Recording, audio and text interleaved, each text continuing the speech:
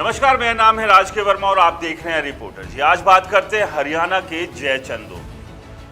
जयचंद को तो आप जानते ही होंगे, वही जयचंद जिसने पृथ्वीराज चौहान के साथ गद्दारी कर मोहम्मद गोरी का साथ दिया था। और इतिहास गवाह है उसके बाद क्या हुआ था। पृथ्वीराज चौहान ये जंग हार गए थे। कुछ इसी तरह के हालात हरियाणा में बने हुए हैं।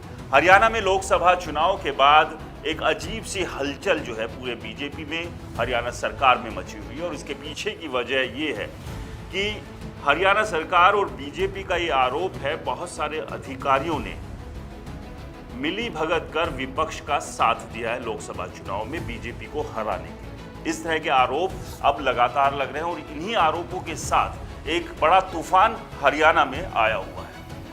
हाल ही में पूर्व मुख्यमंत्री मनोहर लाल खट्टर ने प्रेस कॉन्फ्रेंस कर ये आरोप लगाकर सनसनी फैला दी थी कि हरियाणा में कांग्रेस ने बोगस वोटिंग कराई है। और इस सब के साथ साथ उन्होंने ये भी कहा था कि बहुत सारे ऐसे अधिकारी हैं जिन्होंने कांग्रेस का साथ देने का काम किया। अब इस सब के पीछे की वजह क्या है, ये हम आपको बता देते हैं। दरअसल लोकसभा चुनाव के तुरंत बाद अक्टूबर 2024 में हरियाणा में विधानसभा के चुनाव होने, तो ऐसे में कहीं ना कहीं सभी को ऐसा लग रहा है कि क्या हरियाणा की सत्ता में एक बड़ा परिवर्तन हो सकता है और हरियाणा में बीजेपी की सरकार बदलकर क्या कांग्रेस की सरकार आ सकती है। एक वजह यह है कि ऐसे में कहीं ना कहीं जिन अधिकारियों पे आरोप लग रहा है तो वो अपनी सेटिंग अब यहां से छोड़कर वहां करने की जुगत में जुट गए हैं। दूसरा ये देखा गया है कि लगातार जिस तरह से जाट नाराज चल रहे थे बीजेपी के साथ, तो ऐसे में क्या जाट अधिकारी कुछ ऐसे थे जिन्होंने इस दौरान उस नाराजगी को अंदर खाते बीजेपी के खिलाफ दिखाया। एक वजह इस पर भी चर्चा हो रही है। इन सब के पीछे के जो तर्क है वो ये है कि मार्च 2024 से 25,000 बुजुर्गों की पेंशन रोक दी गई थी और ये काम हरियाणा भर में अलग अलग अधिकारियों ने किए, जिसकी जानकारी जब सरकार को पता लगी तो होश उड़ गए, क्योंकि 25,000 बुजुर्गों की पेंशन रोकने से माहौल चुनाव के दौरान एक सरकार के प्रति नाराजगी का बना। लेकिन जब इस पर सरकार की तरफ से इन अधिकारियों से जवाब मांगा गया तो तर्क ये दिया गया क्योंकि आचार संहिता लगी हुई थी इसलिए पेंशन रोक दी गई। लेकिन सरकार ने इस बात की तस्दीक चुनाव आयोग से कर ली है कि क्या अगर आचार संहिता लगी हुई है तो क्या ऐसे में किसी की पेंशन रोकी जा सकती है। तो चुनाव आयोग ने ये साफ कर दिया है जिन लोगों की पेंशन पहले से बनी हुई थी, अगर वो नई पेंशन नहीं बननी है तो रोकी नहीं जा सकती। तो एक वजह ये बताई जा रही है जो अधिकारियों ने सरकार के खिलाफ जाकर विपक्ष का साथ दिया। इसके अलावा दूसरी वजह बताई जा रही है कि बहुत सारे जिलों में किसानों की जो फसल थी उनकी पेमेंट नहीं की गई, वो पेमेंट भी रोक दी गई।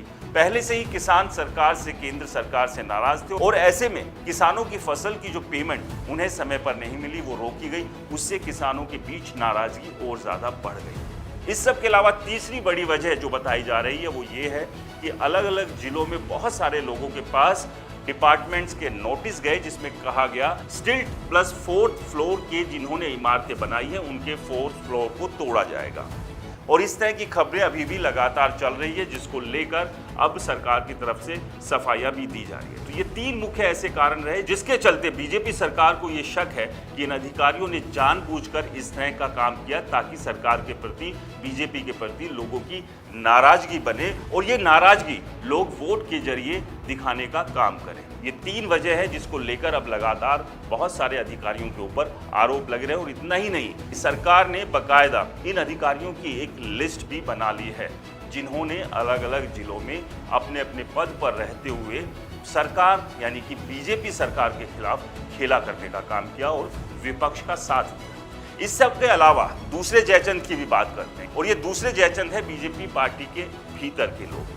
आरोप ये लग रहे हैं कि बीजेपी के सिटिंग एमपी जिन्हें टिकट नहीं मिला, इसके अलावा विधायक, जिला अध्यक्ष और भी बहुत सारे ऐसे नेता थे जिन्होंने लोकसभा प्रत्याशियों का चुनाव के दौरान साथ नहीं दिया।